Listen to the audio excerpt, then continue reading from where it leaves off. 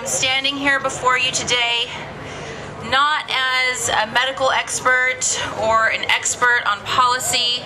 I'm not even standing here before you today as a member of the media, though maybe some of you remember me from my days anchoring and reporting at CNN. I spent 6 years there. So, unfortunately, I'm standing here before you today as someone who's lost someone who's very near and dear to me. I'm standing here before you as someone who has recently lost their sibling. I lost my brother, Eric Cruz, on July 4th, 2009. My brother suffered from severe dilated cardiomyopathy, which is a weakening of the heart muscle, and it's a condition that, if it doesn't improve, can be cured with a heart transplant. Eric was diagnosed with his illness at the age of 22, and after his diagnosis, of course, he wanted to get better. Of course, he wanted to get better so he wouldn't even have to think about a heart transplant. But instead of focusing on getting better, Eric's focus became the stress and the worry of how he was going to get help. At the time of Eric's diagnosis, he was a college student. He was working part-time for a graphic design company. It was a small company that only employed about 7 people, so of course he didn't really have benefits. And it is an outrage. Thank you very much. And hopefully things will change. So when Eric tried to buy private insurance, no one would help him.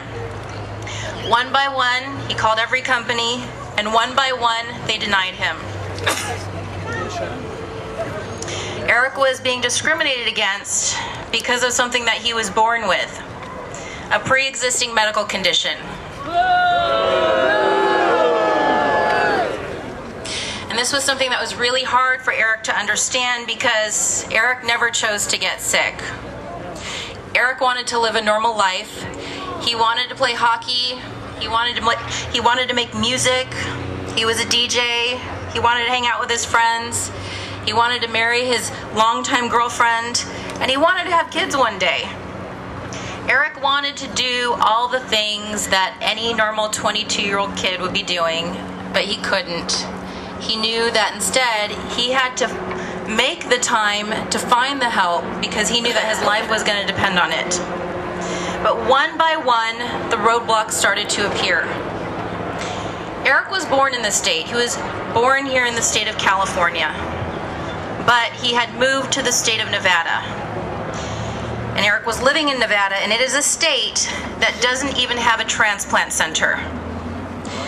So, while the doctors there in Las Vegas, Nevada treated him, from what I could see from his medical records, he was being treated as a patient who didn't really have insurance. He had Nevada Medicaid, but didn't really ever have the option of getting a heart transplant because Nevada Medicaid isn't portable and doesn't work in other states.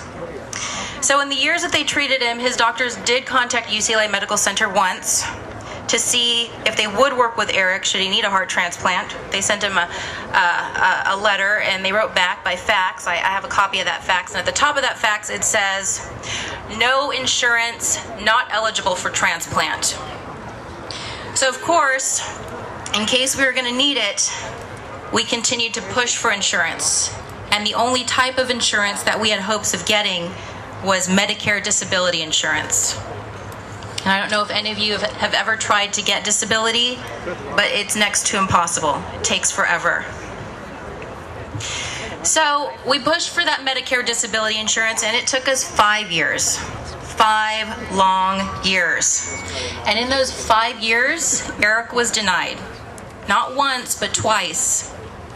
And every time he was denied, his appeal date was set for 1.5 years later.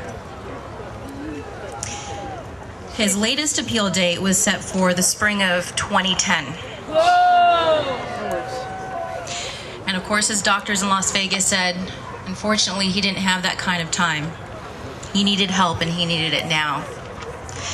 So I went crazy and did what any sister in the situation would. I started calling everyone I could, anyone who would listen to me. I called representatives, I called senators, I was calling different groups, this group, that group, you name it. And it was surprising to me because every time I called a government office, I would scratch my head only to find that there was never a special circumstance in place for life or death situations. It was, they couldn't expedite hearings. I couldn't quite understand that. But suddenly a miracle happened. I started to talk about it online and things started to change. A friend of mine asked me to tweet about it. I spent my years at CNN as an internet correspondent, and it felt like something that was really natural to do. So even though I've always kind of grieved privately, both my brother and my mother have been sick, I started to talk about it online. And suddenly thousands of complete strangers started to organize with me. And we started to call them ETA, or Eric's Twitter Army. And it was the efforts of these complete strangers that got the system to notice that my brother was dying and he needed help. Overnight, Governor Gibbons, the governor of Nevada, his office finally returned my call because in one night they received more than 300 phone calls, faxes, emails, and they called me back to find out what was going on. So Eric's Twitter Army, they also started to help me apply pressure on other elected officials, and then the news media started to pick up the story. So we finally started to get the ball rolling, and then at the same time we were continuing to push for Eric's Medicare. We were also fundraising, and celebrities started to get involved. We even got the popular rock band 9 Inch Nails. They got involved and they spearheaded this huge effort. They started to sell backstage passes during their tour so that Eric could have a second shot at life. And within days, we had raised almost $1 million. Wow.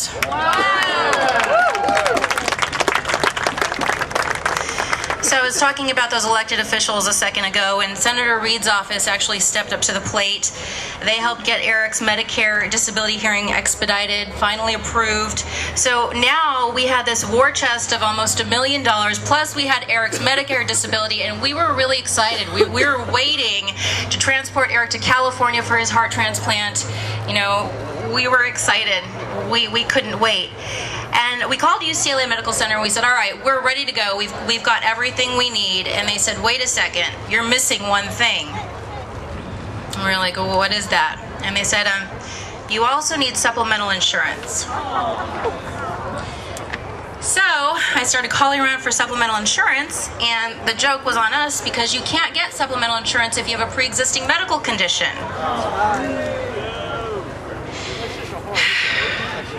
Yeah, it is. Outrage!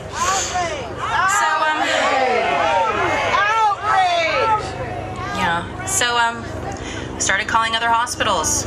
We went down the list and we called several other hospitals, and finally we found one, USC, right down the street, that took Eric with just his Medicare disability. They didn't ask for the secondary insurance. And we finally transported Eric to the hospital. And once again, we started talking about his future. And those were the happiest times. I mean, Eric had this dog. He got this dog when he started getting really sick. He went with his girlfriend to go rescue a puppy. And he named the dog Chance because he was hoping to have a second shot at life, a second chance at life. We talked a lot about him playing hockey again and getting back on the ice. We talked a lot about relocating to California and finding a house with a yard so he could have Chance with him. And other transplant survivors were reaching out to Eric, and they were giving us lots of hope. And we were, you know, those were the best times. We were so excited that Eric was going to have this second shot at life. But in the end, unfortunately, you know, I wouldn't be standing here before you. You know the outcome of this story. It was all too late. And at one point after Eric was transported, I think a week had gone by, and doctors had pulled me aside and they said, you know, you got here 2 years too late.